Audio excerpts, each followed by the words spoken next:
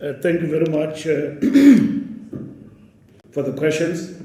First, Zoleka SABC, timing of action against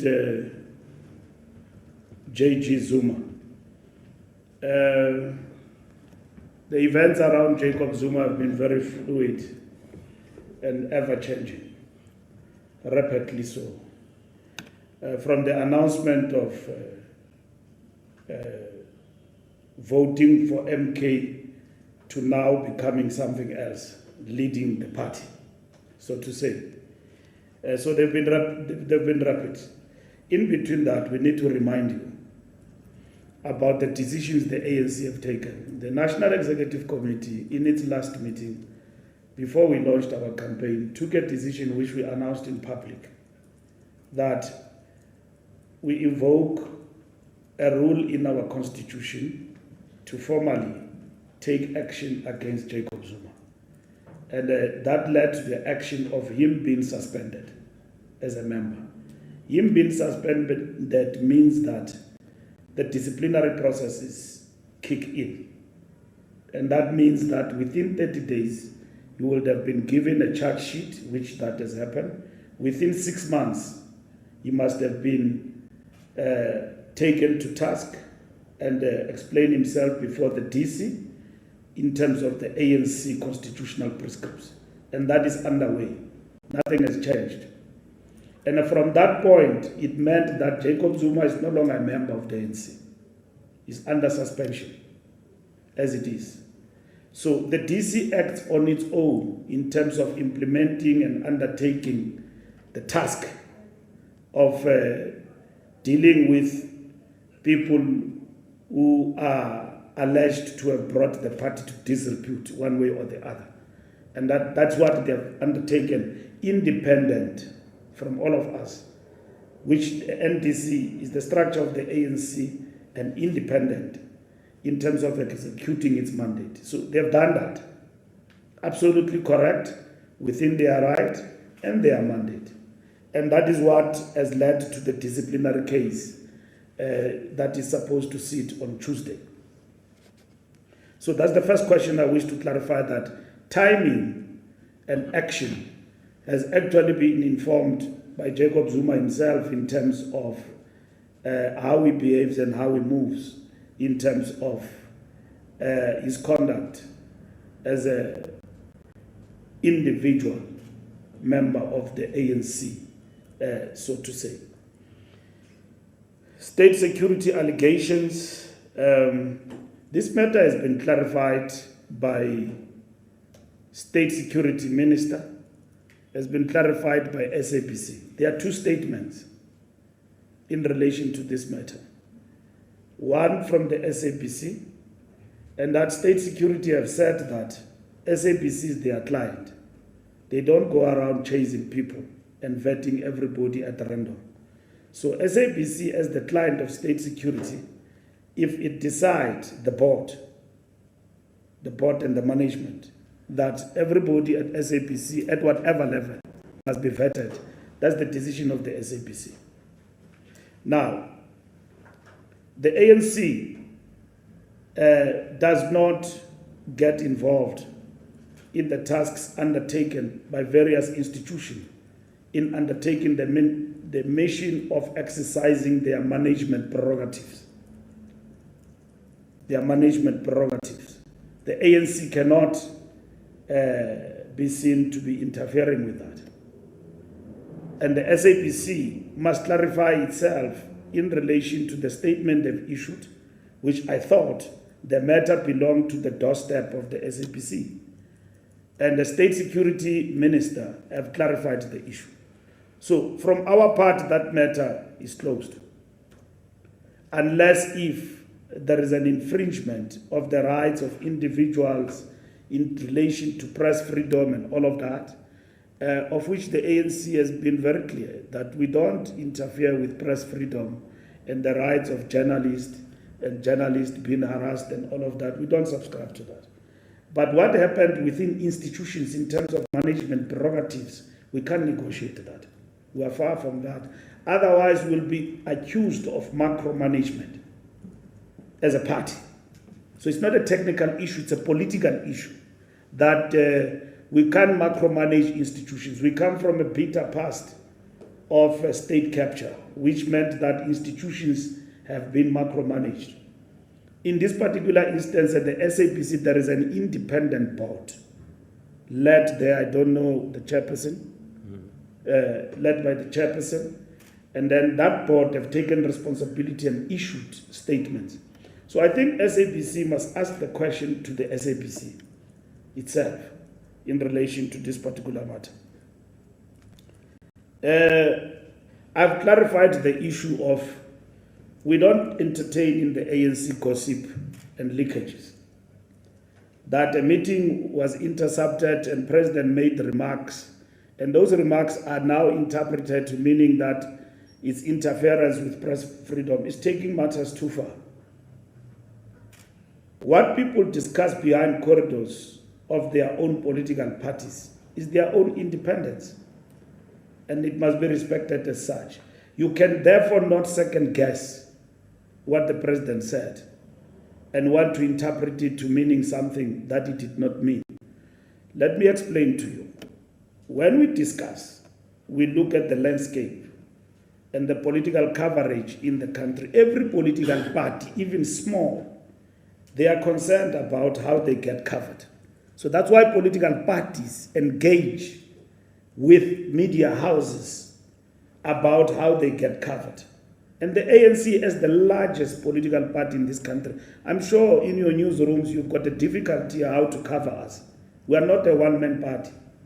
It's difficult to cover the ANC, and I'm sure you get complaints that you are favoring the ANC. But it's the nature of the political landscape in the country. The ANC is the largest political party. You can't help it. It's not a one-man show. Today, as I'm speaking here, leaders of the ANC are everywhere in the country, including former leaders. And other people are now crying foul. Why are former leaders helping the ANC? I mean, if Tony Leon tomorrow decides to campaign like he does for the DA, will I say, well, why? If he decides to defend the DA, will I say why? He's a leader of the DA. Our leaders have never crossed to another point except the one that you know, who has taken us on. And he's got a difficulty to explain that decision. He's contradicting himself every day about the decision he has taken to challenge the ANC as a former leader of the ANC. He's alone in that pedestal with members of the ANC, some of them who have left because they believe in him as a person. But ANC leaders at any given point in time will stand up on their own up until Nelson Mandela. Remember when Nelson Mandela went to Eastern Cape, and then you journalists said he was frail, and then he sat there, Mandela, when he spoke, and then he said, Inkosi yethu ngumsholozi, nguye osikhokhelayo ngoku, sonke we are behind Jacob Zuma. He came to Siyanqoba rally to endorse the ANC. And then you said the ANC went to fetch Mandela when he was frail at home and all of that and so on. And so that was not the issue. So the question is that ANC leaders have always supported the ANC at any given point in time, and they cannot be judged by anyone about standing for the party and supporting the movement. The trademark case is on course in terms of being taken on appeal, and it will be placed on the court roll soon, as we have been granted permission by the Durban High Court to actually appeal if we want to. And we have decided to appeal, and I've announced that point to you. Kenny, with regard to security concerns, what informed that? I mean, security concerns come from the state side and even our own security. And it's not up to me to reveal that, but to act, because we've got all the information. So we have informed the NDC, you are independent, and therefore we ask this matter be put in abeyance, because we don't want something that happened in the past, like when the DA came here, and then there was violence. It was minimal, and this one can be big. So we have stopped that, because the ANC disciplinary processes are internal processes. So the NDC is independent, but is a structure of the ANC. And if you read the ANC constitution, you will see there what is the role of the Secretary General of the ANC. I've communicated that decision of the officials to the NDC that this matter must be put in abeyance.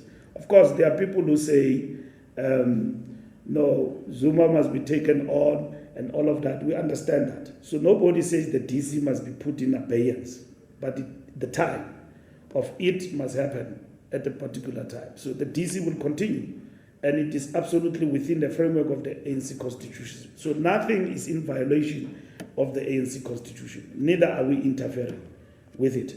So that is the case, and the DC is fully supported by the National Executive Committee, as communicated by the Secretary General to the chairperson of the National Disciplinary Committee. So there is no conflict between us and the NDC. I'm doing the job that I'm expected to undertake by the constitution of the ANC, working and interacting between structures, units of the ANC to communicate ANC instructions. Some of these decisions are instructions. They are not negotiable, some. But some are negotiable. But my job is also to communicate instructions of the ANC. The NDC is very independent. There's no point about it. I've addressed the issue of the vetting of the SABC, Head of News, and I just to emphasize the point that is the call of the SABC in relation to how it undertakes its work, and that is it. I wish to reiterate that we don't question managed prerogatives of institutions. So SABC is independent now. It's run there by the board, and it must be answerable and accountable to itself, but also to Parliament and to the people of South Africa. So they have explained their decision. I've read their statement in relation to this matter. Tabiso, intensive campaign. Our campaign is not an intensive care unit, it's intensive. As you can see, I mean, ANC is all over. I mean, that is the ANC capacity in terms of the election campaign. We know and we have explained that the vote to us will not be, it's not a given. You've got to go convince, talk to people why they must vote for the ANC. And this is what our volunteers and our leadership have done.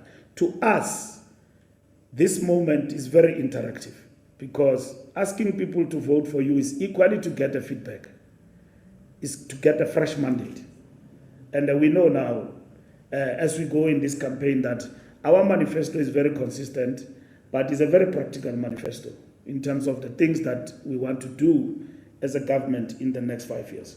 So we campaign everywhere, not only where we are faced with a threat. KwaZulu-Natal is not a threat, it's a densely populated province with biggest numbers of voters, where voters are found.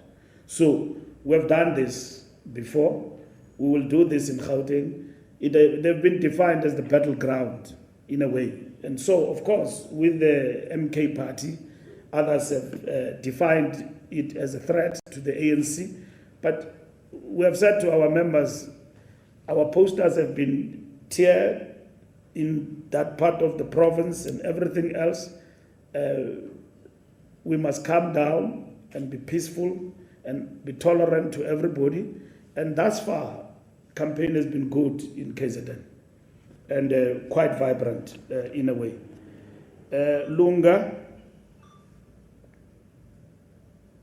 do we worry about MK party? No, we don't. If we're going to worry about the party, then it means we will not campaign. Was the list changed? We gave an account here about the list of the ANC, that the chairperson of the list, Comrade Kgalema Motlanthe, gave you a report. The Secretary General used to run the ANC Let me educate you. In the past, Lunga, Makashule, Gwede Mandashi, they used to run ANC list and Kalima Mutlante. The conference of the ANC in Mangaung and in Nazareth, subsequent 2 conferences, changed that and said that we must establish an independent electoral commission. So the matter then left the hands of the SG. So I'm the very SG who did not have the advantage maybe of interfering with people, because others did. Of course, working with the collectives in something that was called the list committee. So we didn't have list committees. We had PLCs in the provinces. And then at national, we had an electoral committee led by Comrade Khalima, supported by election.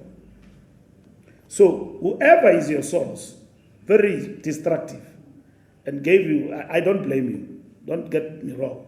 Who gave you, it's clear he wants to deal with Mbalula. He doesn't want to deal with the facts, because what he wants to portray that Mbalula was pressing piano on the ANC list. I don't have such powers. My job was just to press and ensure that the list is submitted on time. That's what I did. And of course, there are glitches. There are about 4 provinces which we reported that are affected. Those matters are attended to. Largely affected is Limpopo. We are addressing that matter. We are investigating what actually happened. And tomorrow we will meet with the officials of Limpopo in Durban, with the officials to get the report. The NWC have resolved to establish not a forensic, but an investigation in terms of what happened in terms of those provinces. Let me tell you this, because they tell you at night and they distort things.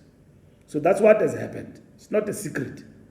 That's the report that came with Kalima Mutlante and all of that. So that committee, which is led by Tembi, will then, not Tembi Nkarimi, the former Minister of Intelligence, DG of Intelligence, Tembi Major, will then report to the NEC after the election what must happen to those who are affected. There are very few people who are affected. In Gauteng, it was 3.